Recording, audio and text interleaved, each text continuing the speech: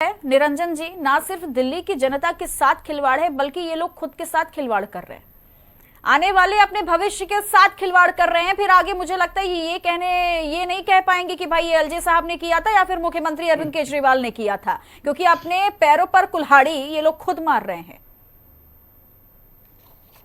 मेरे से सवाल है चित्रा जी जी जी निरंजन जी, आप ही से। देखिए चित्रा जी, दिल्ली का दुर्भाग्य है कि एक साइड में दिल्ली के अंदर एलजी है और दूसरी साइड में दिल्ली के अंदर फैलजी है। तो चाहे मैं एलजी की बात करूं चाहे फैलजी की बात करूं, आज की तारीख में दिल्ली की स्थिति ये हो रही है कि दिल्ली के जो नीति निर्धारक हैं वो एब्सोल्यूट पावर विदाउट रिस्पॉन्सिबिलिटी, इस तर्ज के ऊपर दिल्ली चल रही है। और वास्तविकता यह है कि दोनों पार्टों के बीच में पिस रही है दिल्ली और दिल्ली का नागरिक। लेकिन यहाँ पे आप इस चीज को समझ के चलिए कि मुझे एक चीज अभी तक समझ में नहीं आई कि सबसे बड़ी बात तो ये है कि जो ये कभी कहते हैं हमने दिल्ली के अंदर अभूतपूर्व विकास किया है, दिल्ली के अंदर हमने बहुत तगड़ा विकास किया, कभी कहते हैं कि दिल्ली हमें एलजी काम नहीं करने दे रहे, हमारे सारी चीजों को हमारे चीजों को रोका जा रहा, फंड नहीं दे रहे, सारी चीजें। सबसे पहले तो इनको एक लेटर जारी करना चाहिए और उस लेटर के अंदर इनको बताना चाहिए कि एलजी कौन कौन सा काम करने दे रहे हैं और कौन कौन सा काम नहीं करने दे रहे। जिससे क्या है कि जो काम एलजी करने दे रहे हैं उस चीज के लिए जनता इनसे रिस्पॉन्सिबिलिटी मांगे और जो चीज नहीं करने दे रहे उससे जनता एलजी से रिस्पॉन्सिबिलिटी मांगे। आज की स्थिति यह है कि जनता किससे बात करे, जनता किसका दरवाजा खटखटाए, सबसे बड़ी समस्या ये है।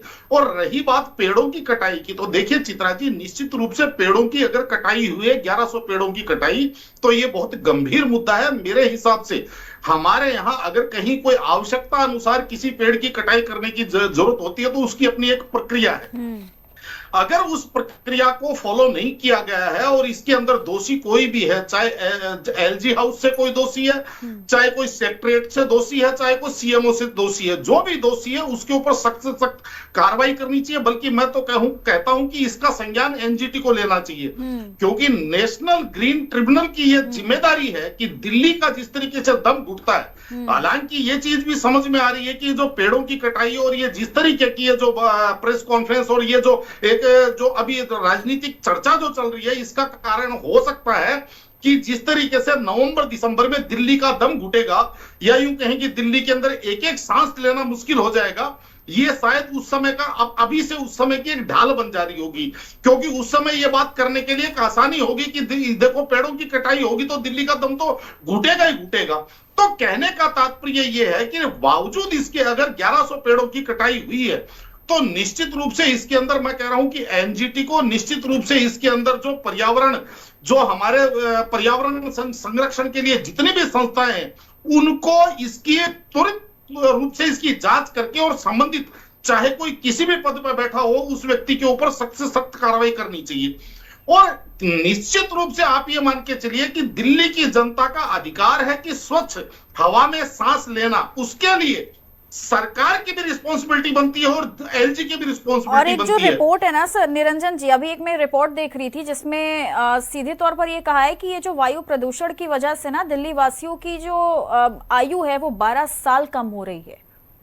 चित्रा जी, आप में बड़ी बात हो जाती है। जो चित्रा जी, जो स्वस्थ आप जो कह रही है ना, जो स्वस्थ लोग हैं उनकी आयु 12 साल कम हो रही है, लेकिन जिनके शरीर में कुछ डिजीज है, जिनको लंग्स प्रॉब्लम है, जिनको कोई ना कोई समस्या उनकी, या जिनको मेजर हार्ट प्रॉब्लम है, उनकी जिंदगी तो मेरे हिसाब से आप ये समझ लीजिए तलवार की धार पे चल रही है। क्योंकि वो तो किसी भी समय काल के ग्रास बन सकते हैं। आपको ये चीज भी समझनी चाहिए।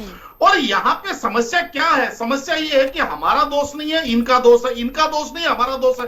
भाई दोस्त तो यहाँ पे जो पावर में नहीं है उनका है कि आप इस तरीके से नूरा कुश्ती करके उन सबके साथ जो नाजायज कर रहे हो। जनता इन सारी चीजों को देख रही है। इसके अंदर मैं किसी का भी नाम नहीं ले रहा, इसके अंदर आप ये मान के चलिए जो एलजी और फैलजी, मैं दोनों पक्षों की बात कर रहा हूं। जिम्मेदारी दोनों की है।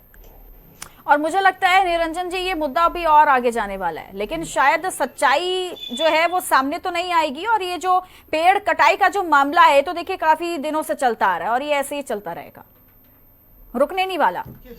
हाँ, निश्चित रूप से चित्रा जी, देखिए आज की तारीख में दिल्ली वास्तव में सबसे ज्यादा द्रवित है, यानी कि सबसे ज्यादा दुखी है। और वो इसलिए है क्योंकि भारतीय जनता पार्टी की केंद्र की सरकार ने संविधान में संशोधन करके एलजी को एब्सोल्यूट पावर तो दे दिया, लेकिन वो चुने हुए प्रतिनिधि नहीं है, यानी कि उनकी रिस्पॉन्सिबिलिटी और जवाबदारी नहीं है। जिनकी जवाबदारी है वो उंगल एलजी की तरफ कर रहे हैं कि सारी की सारी जिम्मेदारी एलजी की है। तो कहने का तात्पर्य यही है कि अब दिल्ली की जनता किसको रिस्पॉन्सिबल बनाए? जिन 7 सांसदों को हम वोट दे करके जिनको हमने संसद में भेजा, वो सांसद भी कहीं ना कहीं, जिसको कहते हैं ना, उनको भी अब आप ये मान के चलिए अगले चुनावों से पहले पता चलेगा कि हमारे यहाँ कौन कौन सांसद थे, कौन कौन अब वोट मांगने आ रहे हैं। उससे पहले सांसदों के भी कहते हैं, सांसदों के लिए तो कुछ करने के लिए है ही नहीं, तो केवल वो तो आप ये समझ लीजिए 272 की संख्या पूरी करने के लिए संसद में जाते हैं। अब मेरे को ये चीज समझ में नहीं आई कि दिल्ली की जनता किसको जवाबदार माने।